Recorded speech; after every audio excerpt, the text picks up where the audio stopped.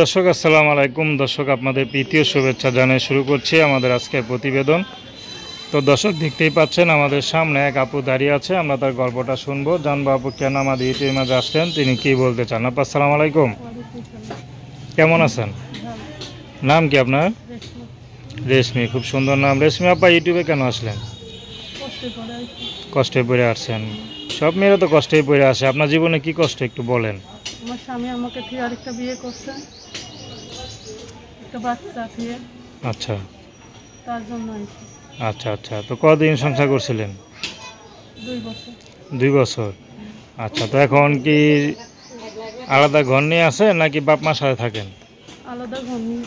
আলাদা ঘর নিয়ে থাকেন, তো চলেন কিভাবে? চলতে তো পারি না, কি কাজ করেন? মানুষের বাড়ি কাজ করি।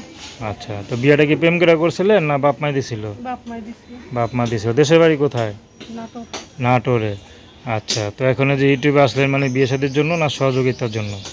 বিয়ে যদি ভালো মনের মানুষ পায়, যে আমার দায়িত্ব নিতে চাই, এরকম একটা মানুষ যদি পাই পাশে, তাহলে অবশ্যই বিয়ে করবো। এখন তো মনে করেন আপনার বাচ্চা আছে, বিয়ে হয়েছে, ঠিক না? তো এখন তো সব জানা আছে না, কোনো অবিবাহিত পুরুষ ছেলেরা বিয়ে করবে না, করবে? না। তারপরেও যদি ভালো লাগে, ভালোবাসে, যদি আলাদা বিয়ে করে আপনি রাখতে চান, আপনি করবেন? হ্যাঁ।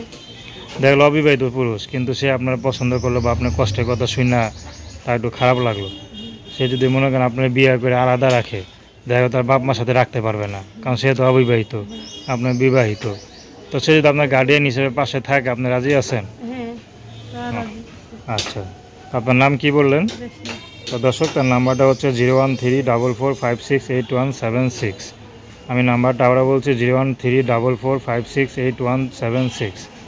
তো প্রেম ভালোবাসা, সাহায্য সহযোগিতা, বিয়ে শাদী করা একান্ত আপনাদের ব্যক্তিগত ব্যাপার। আসুন আমরা 5 ওয়াক্ত নামাজ পড়ি, সর্বদা দেশের সেবা করি। আসসালাম।